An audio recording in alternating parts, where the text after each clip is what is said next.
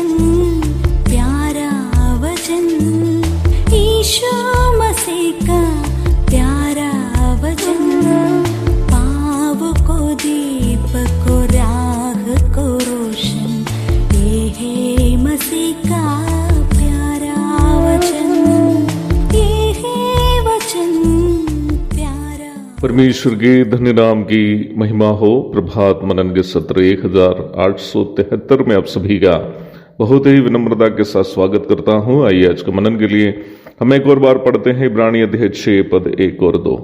इसलिए आओ मसीह की शिक्षा के आरंभ की बातों को छोड़कर हम सिद्धता की ओर आगे बढ़ते जाएं और मरे हुए कामों से मन फिराने, परमेश्वर पर विश्वास करने और बपतिस्मों और हाथ रखने और मरे हुओं के जी उठने और अंतिम न्याय की शिक्षा रूपी नींव फिर से न डालें। पिछले दिन हम आरंभ की बातों में परमेश्वर पर विश्वास करने के बारे में कुछ बातें एक परिचय के रूप में देखे थे।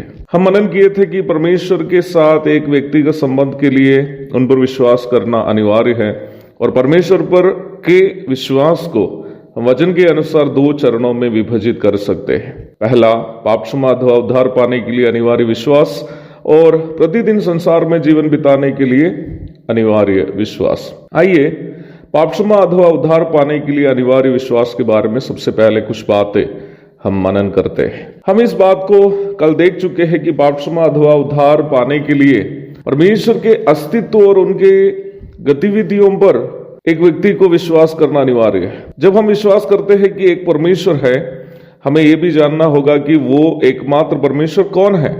इस संसार में बहुमत के लोग परमेश्वर के अस्तित्व पर विश्वास करने वाले लोग हैं, परंतु दुखजनक बात यह है कि अस्तित्व रखने वाला उस एकमात्र सच्चा परमेश्वर को नहीं पहचानने के कारण बहुत सारे लोग अपनी समझ और ज्ञान के अनुसार अपने लिए एक एक ईश्वर को स्वयं बना दिए हैं, जिसमें काल्पनिक देवताओं से लेकर मूर्तों, अशुद्ध आत्माओं और प्रकृति की वस्तुएं आदि शामिल है। हम अपने लिए स्वयं चुनने वाले या समाज में प्रचलित अंधविश्वासों के अनुसार हम भी मानने वाली वस्तुएं कभी भी परमेश्वर नहीं हो सकता। हमें जीवित सच्चा एकमात्र परमेश्वर की पहचान करनी अनिवार्य है, अन्यथा हम धोखे में पड़ जाएंगे। पवित्र शास्त्र बाइबल जीवित सच्चा एकमात्र परमेश्वर को पहचानने का एक उत्तम रूपरेखा है। ईस्वी पूर्व 1400 से लेकर ईस्वी 100 के बीच में राजा महाराजाओं से लेकर मछुआरे तक विभिन्न भूमिका के 40 लेखकों के कर कमलों से परमेश्वर के आत्मा ने जिन 66 पुस्तकों की रचना की है, वो बाइबल परमेश्वर के बारे में सभी अनिवार्य जानकारी हमें देती है, जो आज पवित्र शास्त्र बाइबल के रूप में एक पुस्तक के नाम में जानी जाती है। बाइबल एक अद्वैत अथवा जो 2 नहीं हो सकता, अरूपी अथवा जिसका कोई स्थायी रूप नहीं है, आत्मरूपी अथवा जो परम आत्मा है, अति पवित्र अर्थात जिनमें पाप का कण भी नहीं है, अगम्य ज्योति में रहने वाला अर्थात जो ऐसी ज्योति में रहता है जिनके पास कोई नहीं जा सकता, सर्वशक्तिमान जो सब कुछ कर सकता है, सर्वज्ञानी जो सब कुछ जानता है, सर्वव्यापी जो अपनी इच्छा के अनुसार किसी भी जगह में उपस्थित होने की क्षमता रखता है, सनातन जिसका आदि और अंत नहीं है,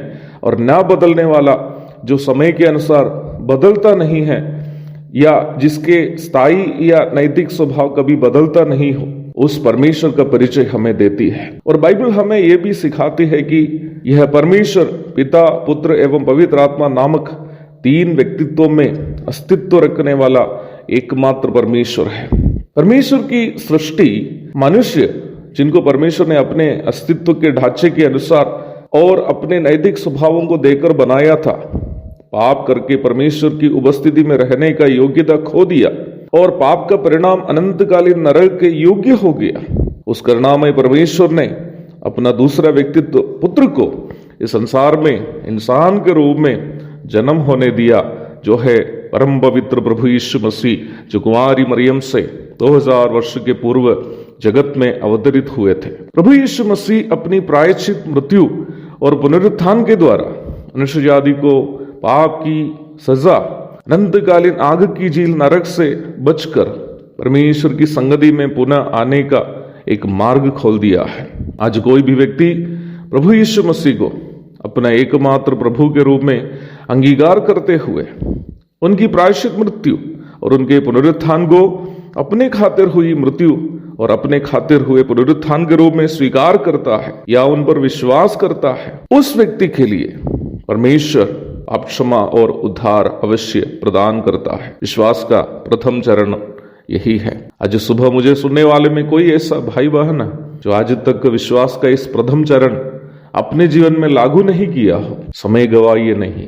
परमेश्वर का एकमात्र अवतार प्रभु यीशु मसीह जो आपके पाप के लिए मृत्यु सहकर पुनरुत्थान होकर के स्वर्ग गए हैं, मनुष्य जाति को जो उनकी मृत्यु और पुनरुत्थान पर विश्वास करके पाप का दंड से छुटकारा पाया है, उनको हमेशा के लिए अपने संग रखने के लिए दोबारा आने वाला है। उस प्रभु को अपने हृदय में स्वीकार कीजिए और अनंत काल का मोक्ष प्राप्त कीजिए। एक और शुभ दिन की धन्य कामनाओं के साथ आज का मनन मैं यहाँ समाप्त करता हूँ। प्रभु आप सबको आशीष दे। आमीन।